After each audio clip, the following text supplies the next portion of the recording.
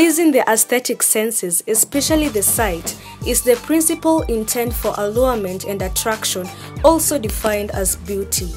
It is natural for human beings to have a keen eye for beauty trends in hair, nails, and especially the face. Being a central body region of sense, the face is vital in expression of emotions such as anger, sadness, happiness, surprise, just to name a few.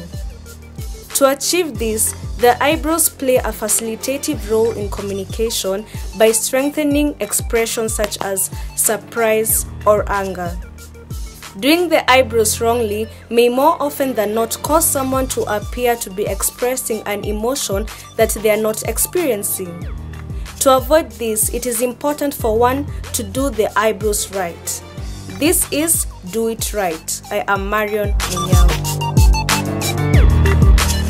The brows go hand in hand with one's face shape, but the question is, do you know your face shape? I know my face shape. It's oval. I'm round-faced person. In a quest to shed more light, I spoke to Njeri Motisia, a makeup artist, and found out that there are 7 major face shapes. We have 7 major face shapes. There is the round shape, there is the square, there is the pear, there is diamond, there is oblong, which is also called long, there is heart. The line of symmetry is a mathematical term that also exists in the world of facial beauty. The beauticians use it in determining one's face shape.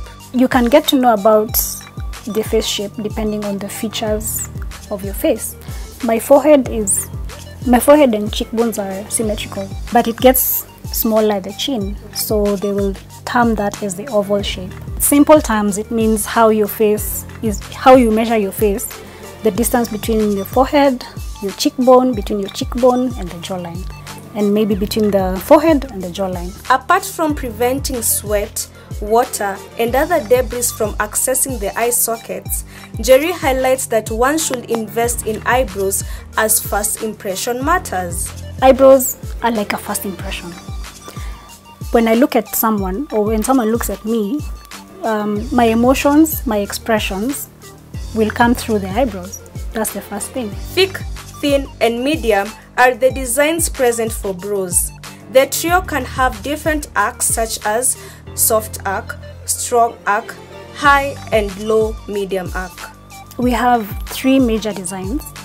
So there's thick, thin, and medium. In thin, you'll find there's soft arch, where the arch is the place that looks like it's curving. Yeah, soft arch. There's high medium, there's low medium, and there is the S shape. It comes down to designs from there. Eyebrow shaping did not just start with the millennials. The trends in eyebrows trace their roots from way back in 1920, when thin eyebrow shapes that include even a single line were done. We have very many trends, and trends, as clothes come, for example, they change over time. Beauty is the same way. If you go through the history of eyebrows, from the 1920s, they usually did the very thin ones, the ones that draw a line. That has changed over time. You get now in the 1950s, they started getting a bit thicker. Then in the 1970s, they started getting the arch. Then it came down to 1980s, where they went back to the small lines again. More trends emerged from 2000. The feathery eyebrow trend was birthed during this period. However, this trend was not a sign of madness, but a way ladies in the 2000s used to be trendy. Between the 2000 up to now, they started now getting funny trends. We have one called feathered, where people actually shape your eyebrows like feathers, where you separate, like you see the way the feather of a chicken looks like, it has a partition in between. There's rainbow, where you find you have multiple colors on your eyebrows. There's one that was last year. It's called the wavy or the squiggly eyebrows. You draw something that looks like a snake that's moving. Eyebrows are not twins, but brothers. However, this does not mean that they should not rhyme. For them to rhyme, you need to have the right equipments at hand. Major ones that people use, are concealer, we have brushes. We have 3 major brushes. There's one called an angled brush, there's one called a spoolie brush, and I recommend this third one for, it's called a blending brush, to remove excess, whatever you don't need that is excess. Then we also have eyebrow pencils or eyebrow powders. Ladies, let me burst your bubble. Despite the fact that brown eyebrow pencil is more often than not used to shape your eyebrow, Jerry highlights the use of black eyebrow pencil, especially to those with very dark eyebrows. You find some of us have darker hair, like number 1 color hair, so you will definitely use a black eye pencil. But for some of us, if you look at us, you will see the eyebrows and the hair does not match. So you will tend to use a slightly dark brown or a very, not a really light one, but a light brown kind of a pencil. According to the makeup artist, one should use a concealer that is 1 or 2 shades lighter than one's skin tone. It is recommended that you use something that is 1 or 2 shades lighter than your skin tone. Yes, you look like you have actually defined eyebrows. That's why you use a lighter tone to just basically show the shape of your eyebrow, to lift actually the eyebrow also. So it just gives you a glow. No pain, no gains calls for bravery to those who intend to remove the eyebrow hair just before shaping them. We have threading, we have tweezing, we have the razor blade. You can even do it in the house. We have microblading, we have laser. Laser is also called electrolysis, where you literally permanently remove your eyebrows. We have micro shading. We have literally, the things are coming up every other time. But the most painless I can say is the razor blade. But threading is painful, of course. Waxing is painful because it's literally plucking the hair. I believe tweezing is most painful because it plucks the hair one by one. For those who prefer using razor blade in trimming the brows, you need to consider this.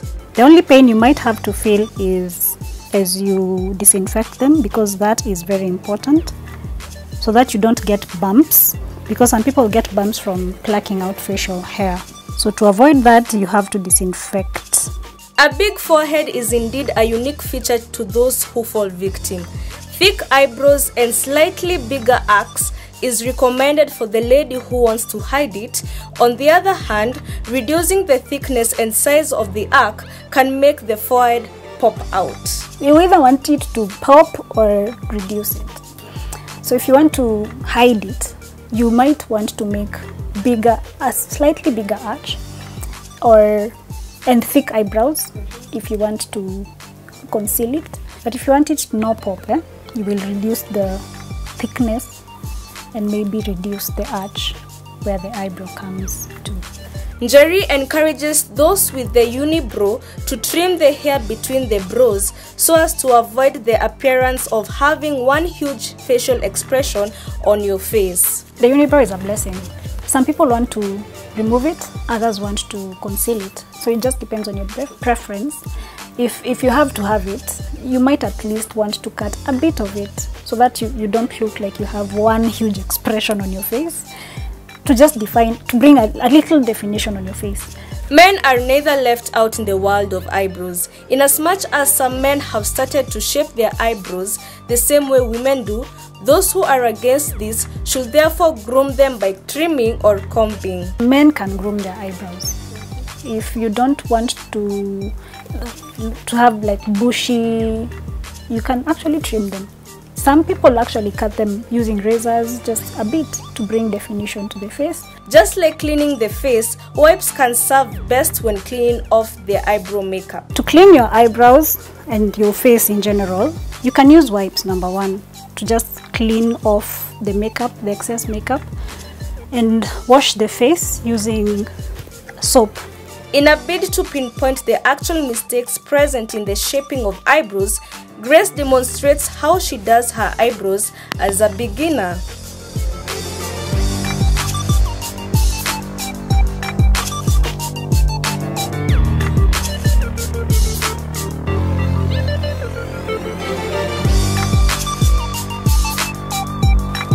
strokes at the start and shorter eyebrow tail are some of the don'ts pointed by Jerry. At the beginning, one should do light upward strokes. Then as you progress towards the arch and towards the tail, for a more defined eyebrow, you would need to do darker strokes. Measuring where your eyebrow starts and ends, you simply, if you can just tilt a bit, you simply do this at the bridge of the nose. I'll just do an imaginary line. That is where an eyebrow should actually naturally start. To show the arch, where the arch should be, this is the simple way of doing it. The end of the nose and where the arch is, that's where the higher point of the arch should be, even when one is shaping them. And where the eyebrow should end is simply that. So for this case, we would have to get to that point. Wide forehead, fairly wider cheekbones, and a jawline that is wider than the cheekbone marks the features of a square-faced shape. A soft arc is recommended to bring out the illusion of a smaller jawline, hence defining the shape. She is in between a square and a heart shape because she has a wide forehead. The cheekbones are fairly wider, but the jawline is quite wide compared to the cheekbones. So that is how you know that the shape of your face. So for this kind of a face, you need a soft arch so that you define the jawline. Shaping of eyebrows is as easy as ABC. Just like any process, eyebrow shaping involves a series of steps taken in a bid to bring out the appearance intended. We will start by shaping her eyebrows from the top. We usually begin somewhere after the beginning so that it has a more defined look. For the lower bit, you will want to begin where the eyebrow begins. So light strokes, as I said, at the beginning of the eyebrow, then darker strokes as you move along. This is where the spoolie comes in. You will start by using the same strokes that you used at the beginning of the eyebrow to give it a more lighter shade. Then this is where now the concealer, the angled brush, and the blending brush come in. If you use too much, you might have different colors on your face. So when you start at the top, this is how you hold it when you're doing it from the top. You simply go as you clean the eyebrow. Remember the arch that we said, the soft one that defines the jawline, just like that. Now this is where this blending brush comes in. You might do the whole eyebrow first, or you might do it a step at a time. You just go blending it so that it doesn't look too light. So now from the bottom, this is how you go about it. Remember the arch, you also have to define it from the bottom. Wide forehead that extends to the wide cheekbones up to the jawline highlights the features of the round face shape. Fuller eyebrows, soft arc, and longer tail are best fit for a round-shaped face. This is in order to balance the forehead and the cheekbones and also the jawline. As you're doing the top bit of it, don't start from where the eyebrow starts. You start from somewhere just after the eyebrow. Light strokes at the beginning,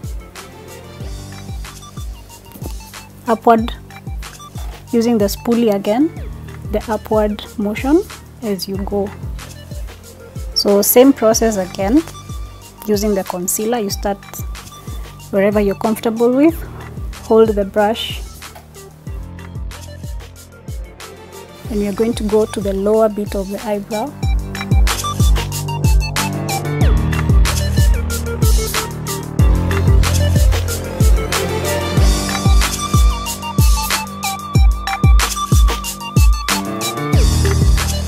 The narrowing of the face from the forehead to the cheekbone results in the formation of an oval and long-shaped face.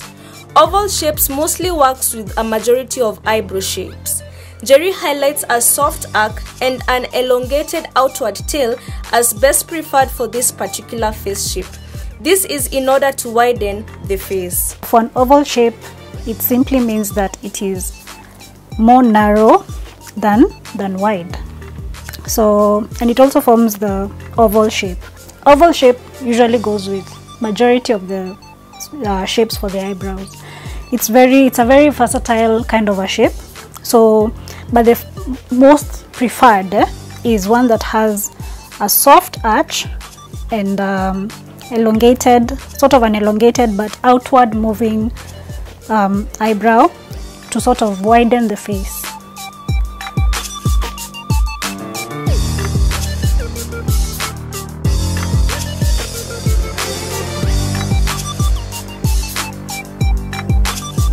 A wide forehead and a slightly smaller chin best describes a heart and diamond face shape. A high arc is best preferred in order to lessen the forehead. So this is a diamond face shape. As you can see, there is a wide forehead as it goes down to a slightly smaller chin. So what we want to do is create a high arc to lessen the forehead. Simply as that. Did you know the size of the eyes also determine the shape of the eyebrows? Even as you're looking at the face shape, please consider your eyes. Sometimes you have small eyes, you need to make them look brighter. So you might want to also consider that as you shape your eyebrows. For example, if you have probably a slightly bigger nose and smaller eyes, you would need your eyes to pop. So you'd have to go for a slightly thinner kind of an eyebrow for that. For any questions and inquiries, visit Njeri Motisia on her Facebook page, Njeri D. Motisia Makeup Artist, and Instagram, njeri.d.motisia_makeup. This time round, do it right. I am Marion Munyao.